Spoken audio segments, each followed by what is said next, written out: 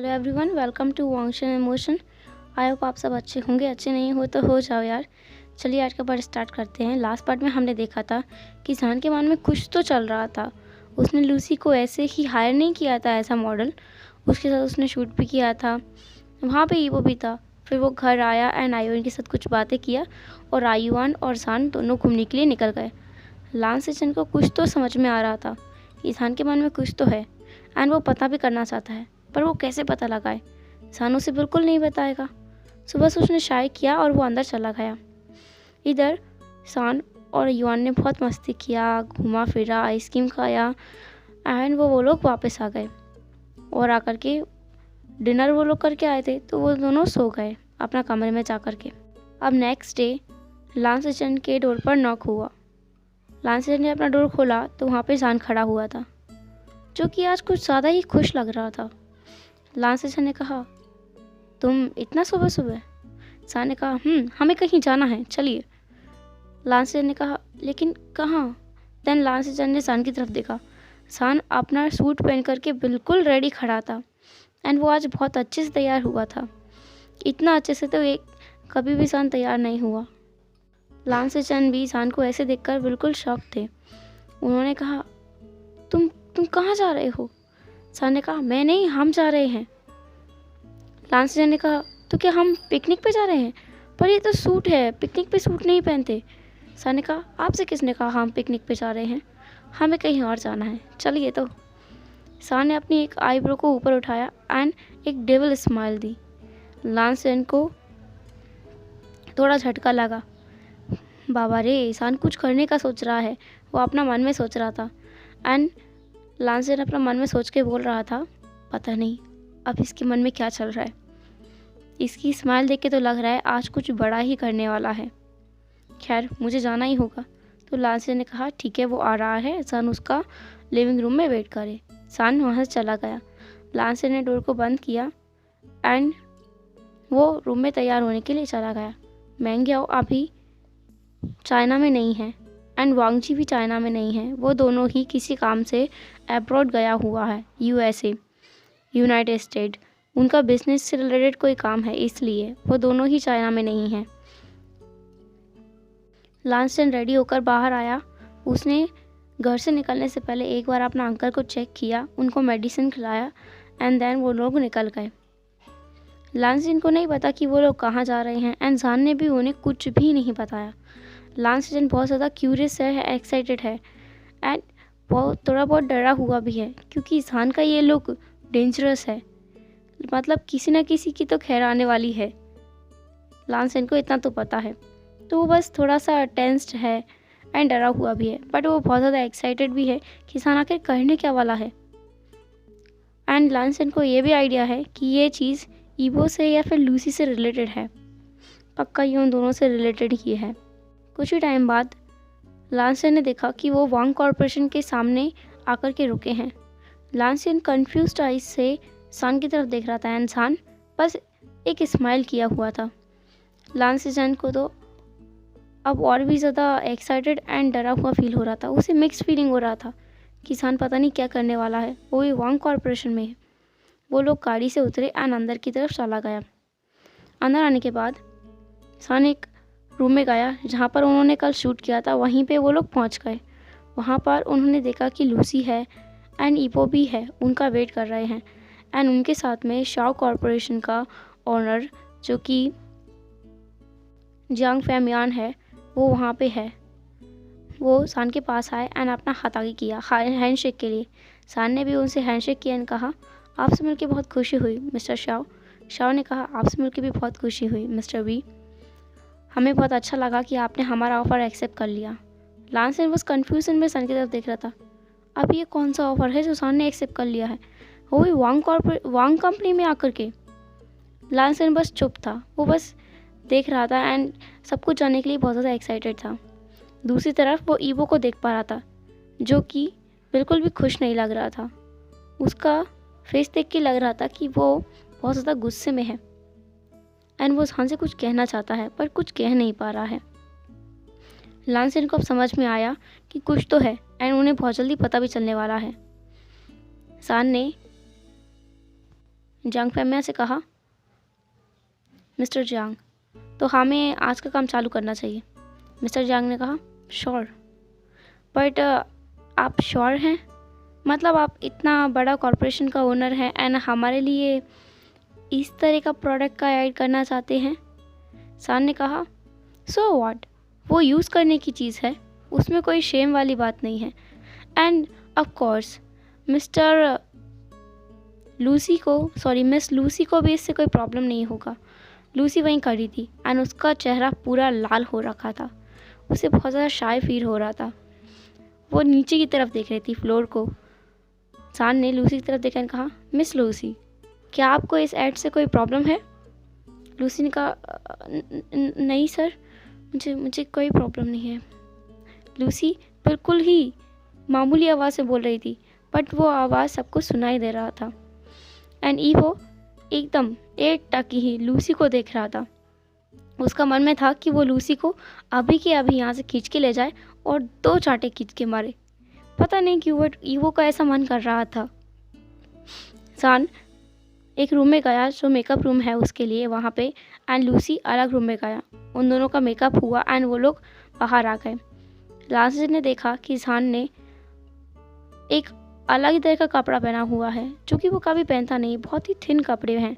And Lucy जो कि लगभग ना के बराबर कपड़े पहन के आई है, उसका कपड़ा बहुत ज़्यादा शॉर्ट्स है, पर वो बहुत ज़्यादा प्रिटी लग रही है देखने में एंड बहुत ज़्यादा हॉट भी लग रही है देखने में।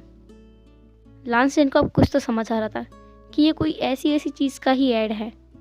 दैन उन्होंने देखा कि वहाँ पर एक बॉक्स लाया गया है जिसमें कोई प्रोडक्ट है। वो उस चीज़ के पास गए एंड उन्होंने उस प्रोडक्ट को उठा के देखा एंड वो देखते ही वो शॉक हो गए। उन्होंने जल्दी से उसे वहीं फेंक दिया एंड वो शॉक में सान की तरफ देख रहे थे। सान जिसका ध्यान लांसेट की तरफ तो बिल्कुल भी नहीं था, वो तो बस कैमरामैन से बात करने में बिजी था एंड वो उनको इंस्ट्रक्शन दे रहा था कि उन्हें किस तरह का शूट करना चाहिए। एंड कैमरामैन भी उन्हें बता रहा था कि उन्हें थोड़ा इंटीमेसी दिखाना होगा ताकि इस प्रोडक्ट का लॉन्चिंग अच्छे से हो सके एंड इसका डिमांड भी बढ़ सके। एंड आप दोनों बहुत हॉट कपल लग रहे हैं, तो हमें लगता है कि इस प्रोडक्ट का जो लॉन्चिंग है वो बहुत अच्छा ही होगा एंड बहुत अच्छे से सेल भी होगा ये प्रोडक्ट। अब लांसेट चैन पूरी तरह से समझ गया कि सान के मन में चल क्या रहा है आखिर। उन्होंने एक बार सान की तरफ देखा, फिर उन्होंने एक बार लूसी की तरफ देखा जो कि बिल्कुल फ्लोर की तरफ दिख रही थी। वो लग तो बहुत अच्छी रही थी एंड उसका फेस पूरा रेड हो रखा था। एंड ईवो वो तो बहुत ज़्यादा गुस्से में दिख रहा था। उसका मन कर रहा था कि वो इन दोनों को, सान को और लूसी को, यहाँ से धक्के मार के निकाल दे कि ये क्या बकवास है, ये क्या हो रहा है उसके साथ में, एंड उसे ही क्यों बुलाया सान ने। अब उसे सब समझ आ रहा है कि सान ने उसे क्यों बुलाया, चेंग को क्यों नहीं बुलाया। जांग फैमियान सान के पास आया और कहा, सर हमें लगता है कि आपको एक बार और सोच लेना चाहिए, इससे आपके रेपुटेशन को तो कुछ नहीं होगा ना। सान ने कहा, ऑफ कोर्स नहीं होगा, एंड इवन बिजनेसमैन तो सब कुछ कर सकते हैं। मैं वैसे भी प्रॉफिट देखता हूँ और कुछ नहीं, एंड मेरी इमेज को कोई भी इससे हार्म नहीं होगा। बल्कि मुझे लगता है कि इससे तो वी कॉर्पोरेशन और भी ज़्यादा आगे बढ़ जाएगा। जांग फैमिया ने नोट किया एंड देन सान और लूसी अपना अपना पोजीशन पे आ गए। सान के हाथ में एक बॉक्स था बिल्कुल छोटा सा, जिस पे लिखा हुआ था dominant intimacy strawberry flavour condom. इसका मतलब सान कॉन्डम का ऐड करने वाला है, वो भी लूसी के साथ में।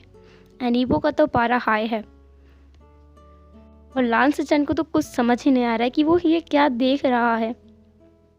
उसने तो अपना आईज टर्न कर लिया, उससे नहीं देखा जाएगा ये सब। उसका भाई को कैसे बताएगा वो ये सब कि सान आखिर कर क्या रहा है। उसका भाई यहाँ नहीं है पर उसे ये सब बताना होगा। एंड वो कैसे बताएगा कि सान ने कॉन्डम का ऐड किया, वो भी लूसी के साथ में, एंड वो भी ईवो के चलाने के लिए या उसे परेशान करने के लिए, उसे बदला लेने के लिए।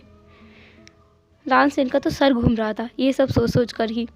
तो उसने एक्सक्यूज़ किया खुद को एंड वो उस रूम से बाहर आ गया। वो ये सब और नहीं देख सकता। ईवो जो कि एक टक बस सान को देख रहा था एंड सान जो कि डेविडली स्माइल कर रहा था, वो भी ईवो को देख रहा था। वो ईवो की आइज़ में देख रहा था। सान ईवो के पास आया एंड उसने कहा, मिस्टर वांग, आपके लिए तो यह ऑफर बहुत अच्छा रहा, आपको इससे बहुत ज़्यादा प्रॉफिट होगा क्योंकि हम आपकी कंपनी का स्टूडियो यूज़ कर रहे हैं। ईवो ने कहा, ये सब क्या है जान? ईवो के जबड़े बिछे हुए थे। वो लिटरली बहुत ज़्यादा गुस्से में था। उसकी मुट्ठियाँ बिछी हुई थी और वो जान से कह रहा था, what the hell is this? तुम्हें पता है तुम क्या कर रहे हो? तुम ऐसा कैसे कर सकते हो जान? जान ने कहा, बहुत ही इनोसेंटली जान ने कहा, मैंने क्या किया है? मैंने तो कुछ नहीं किया, मैं तो बिजनेस कर रहा हूँ एंड तुम्हें मेरा हेल्प करना चाहिए। आफ्टर ऑल हम दोनों फ्रेंड्स हैं, है ना? सान इस ट्यून में पूछ रहा था जैसे कि भाई उसको कुछ पता ही नहीं हो कि वो कर क्या रहा है। ईवो का तो और भी ज़्यादा पारा हाई हो गया। वो बस जान से कुछ कहने ही वाला था, तभी डायरेक्टर ने कहा, शूट रेडी है। तो जान लूसी के पास चला गया। लूसी जो कि बिल्कुल फ्लोर की तरफ देख रही थी एंड वो उसको तो इस सब में बहुत ज़्यादा नर्वस फील हो रहा था कि वो कैसे क्या करे। सामने ईवो खड़ा है, पास में जान खड़ा है एंड जान के साथ में उसको ऐड करना है, वो भी क्वांटम का। डायरेक्टर ने कहा कि जान को लूसी के पीछे खड़ा होना है। जान ने वैसा ही किया।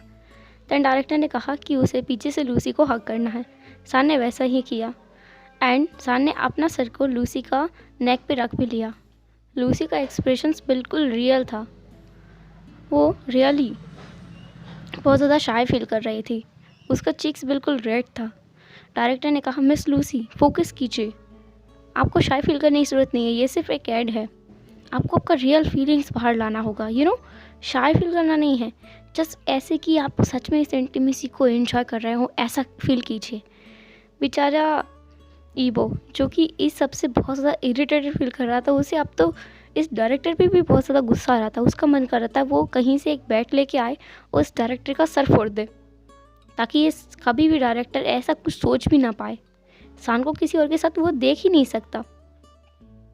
वो वहीं बैठा हुआ था ईवो एंड सान को देख रहा था एकटक।